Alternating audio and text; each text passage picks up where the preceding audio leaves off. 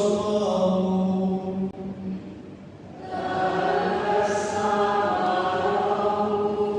Inilah Injil suci menurut Matius.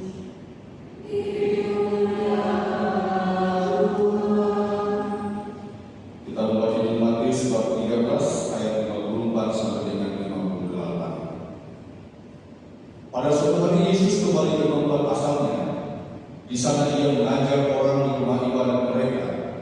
Orang-orang takjub dan berkata, "Dari mana diperolehnya hikmat itu? Bukankah dia itu anak tukang kayu? Bukankah ibunya bernama Maria dan saudara-saudaranya Yakobus, Yusuf, Simon dan Yudas?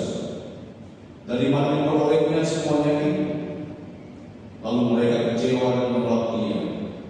Maka Yesus berkata kepada mereka, "Seorang nabi dihormati di mana-mana, kecuali di tempat asalnya sendiri dan di rumahnya."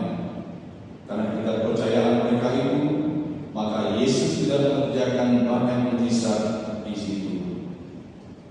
Demikianlah sabda Tuhan.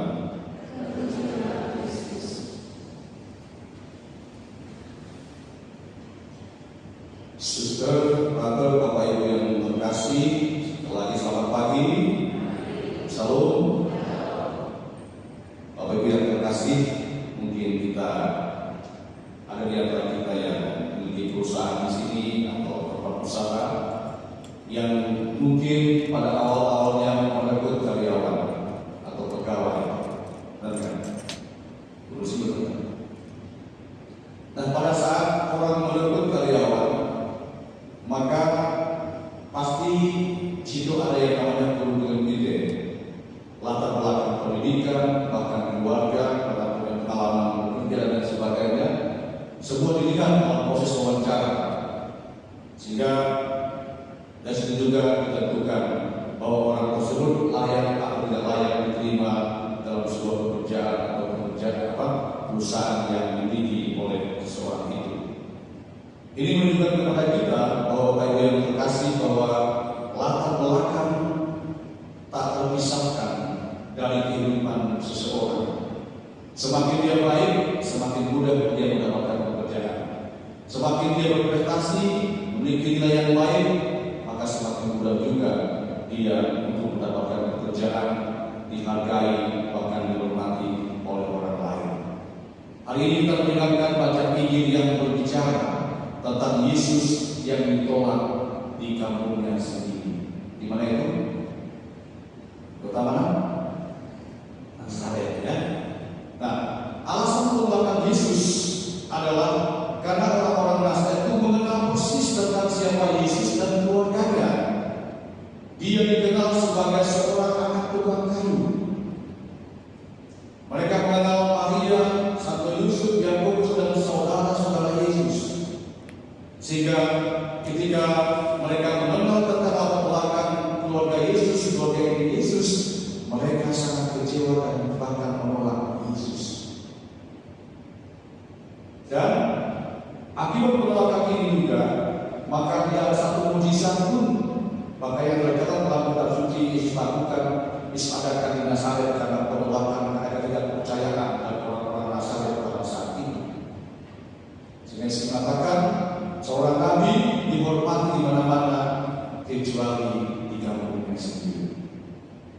Bapak Ibu yang terkasih, jelas bahwa Injil hari ini menekankan kepada kita sekalian bahwa orang-orang Nazaret hanya mengenal Yesus dari latar belakangnya, bukan melihat Yesus sebagai Mesias. Meskipun mereka tahu sebetulnya bahwa Yesus telah melakukan beberapa bahkan begitu banyak mujizat, menyembuhkan orang sakit, orang lumpuh bisa berjalan, orang tuli bisa mendengar, orang bisu bisa berbicara, bahkan orang mati pun bisa hidup kembali.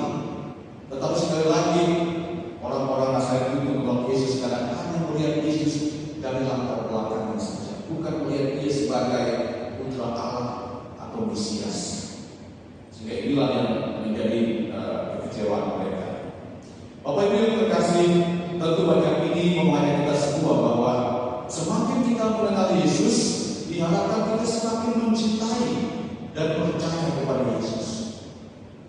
Tidak harus kita bilang, oh saya sudah mendapatkan mujizat, doa-doa saya dikabulkan, jadi saya percaya. Tidak begitu cara beriman. Kalau kita percaya, kita beriman, apapun situasi yang kita lalui, maka kita harus tetap menerima Yesus sebagai dan percaya kepadanya sebagai Tuhan. Ya kita imani. Dan yang kedua, kita juga belajar pada kesempatan ini agar senantiasa tidak selalu dan bahkan melulu mengingat latar belakang seseorang ketika kita mengasihi, mencintai dan menerima mereka. Ya, kadang-kadang kan kita selalu melihat masa lalunya. Oh dia pernah preman, dia pernah berbuat jahat, dia pernah mungkin membunuh, dia pernah melukai suaminya, dia pernah melukai istrinya, orang tua melukai anak-anaknya. Ya.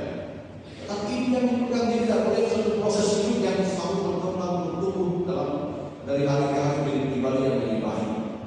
Maka begitu juga Tuhan memberikan kesempatan kepada kita semua untuk berproses diri menjadi pribadi yang lebih baik, dan kita perlu memberikan penghargaan kepada mereka.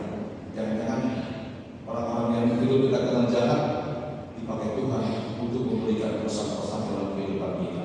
Oleh karena itu, Bapak Ibu yang terkasih, mari kita berdoa dalam kasih ini agar hari-hari hidup kita semakin mampu mengenal, mencintai Tuhan Yesus yang membantu kita juga mendorong kita untuk semakin mampu mengasihi dan mencintai sesama kita dari latar belakang apapun hidup yang kita kenal dari mereka.